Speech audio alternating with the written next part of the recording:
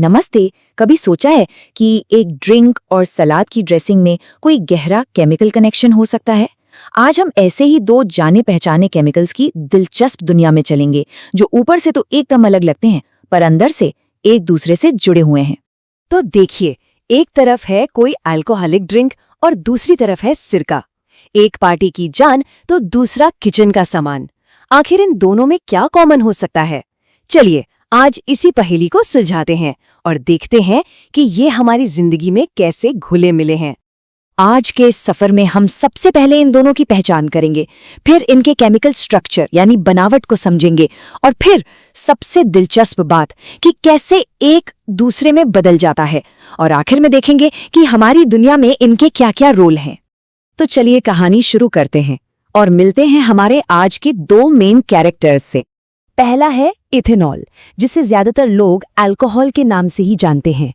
जी हाँ, ये वही केमिकल है जो वाइन, बियर और दूसरी स्पिरिट्स में पाया जाता है। और हमारा दूसरा किरदार है इथेनोइक एसिड, जिसका दूसरा नाम है एसिटिक एसिड। इसका नाम सुनते ही सिरके की वो जो तेज खट्टी सी महक आती है ना, वो असल में इसी केमिकल की वजह से होती है। तो अब जरा और गहराई में उतरते हैं, मॉलिक्यूलर लेवल पर, ये समझने के लिए कि इन दोनों के बीच का असली फर्क इनके बुनियादी ढांचे से ही शुरू होता है। पहली नजर में इनके केमिकल फॉर्मूले काफी मिलते जुलते लगते हैं, है ना?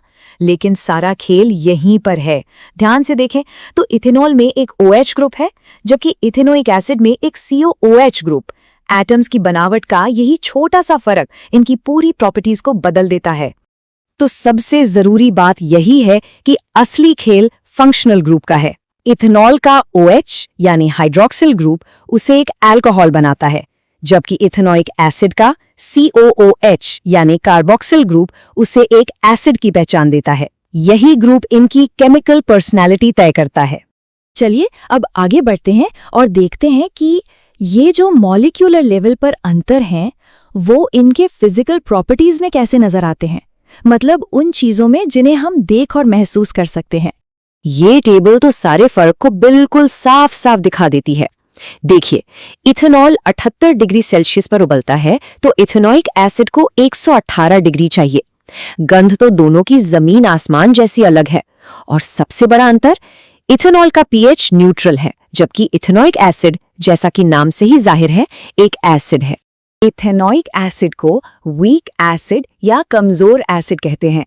अब इसका मतलब ये नहीं कि ये पावरफुल नहीं है, बल्कि इसका मतलब ये है कि जब इसे पानी में घोला जाता है तो इसके सारे मॉलिक्यूल्स नहीं टूटते। ये एक मजबूत एसिड के मुकाबले पानी में बहुत कम हाइड्रोजन आयन छोड़ता है, और बस यही बात इसे वीक एसिड बनाती है। और अब वक्त है कहानी के सबसे बड़े ट्विस्ट का। ये दो अलग अलग केमिकल्स असल में एक कॉमन केमिकल प्रोसेस के जरिए सीधे तौर पर एक दूसरे से जुड़े हुए हैं, और ये बदलाव होता है ऑक्सीडेशन से। जी हाँ, जब इथेनॉल को सही केमिकल कंडीशंस में एक ऑक्सीडाइजिंग एजेंट के संपर्क में लाया जाता है, तो ये ऑक्सीडाइज होकर सीधे सीधे इथेनोइक एसिड में बदल जाता है ना? ये एक कमाल का केमिकल ट्रांसफॉर्मेशन। ये सिर्फ लैब में नहीं होता। कभी सुना है कि वाइन की बोतल अगर खुली रह जाए तो कुछ दिनों में उसका स्वाद सिरके जैसा हो जाता है? वो असल में इसीलिए होता है क्योंकि हवा में मौजूद बैक्टीरिया इथेनॉल को ऑक्सीडाइज करके एसिटिक एसिड यानी सिरके में बदल देते हैं। तो अब जब ये समझ आ गया है कि ये दोनों कौन हैं और आपस में कैसे जुड़े हैं, तो आइए देखते हैं कि हमारी रोजमर्रा की जिंदगी में इनके काम कितने अलग अलग हैं। इथेनॉल एक बहुत ही वर्सेटाइल केमिकल है। ये गाड़ियों में बायोफ्यूल की तरह इस्तेमाल होता है, पेंट और परफ्यूम में एक सॉल्वेंट का काम करता है, और हाँ, हम सब जानते हैं, हैंड सैनिटाइजर में कीटाणुओं को भी मारता है। जब हम इथेनॉल को फ्यूल के तौर पर देखते हैं तो 85 जैसे मिश्रणों में इसकी मात्रा 85% तक हो सकती है।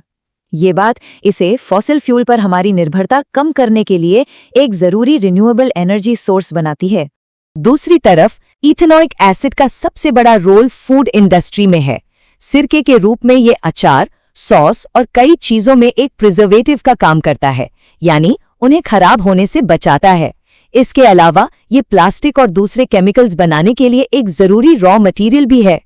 और एक मजेदार बात, एसिटिक शब्द लैटिन के एसिटम से आया है, जिसका मतलब ही सिरका होता है, तो इसका नाम सीधे सीधे इसके सबसे कॉमन इस्तेमाल से ही जुड़ा हुआ है। तो अगली बार जब कोई वाइन देखे या सलाद में सिरका डाले तो इनके बीच के इस गहरे केमिकल रिश्ते की कहानी जरूर याद आएगी। एक छोटा सा मॉलिक्यूलर बदलाव एक चीज को पूरी तरह से किसी दूसरी चीज में बदल सकता है। जरा सोचिए, हमारी दुनिया में ऐसे और कितने केमिकल बदलाव हर पल हमारी नजरों के ठीक सामने हो रहे हैं।